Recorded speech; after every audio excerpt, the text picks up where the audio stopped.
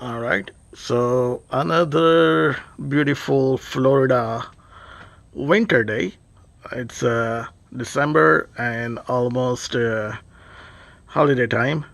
And today we're gonna work on this 2015 Tacoma, and it just turned 200,000 miles. Check it out, 200,000 miles. Tacoma 2015, 2.7 liter four cylinder, and it has a 200,000 miles. And today we're gonna talk about the basic oil change.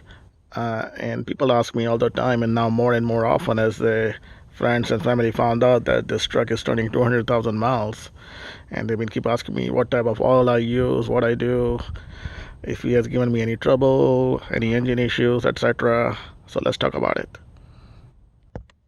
So for all the non-believers out there, here it is. Let's see how many miles it has. 200,525 miles. Yep, there it is. Well, we're gonna do the oil change and we're gonna talk about the way I do it.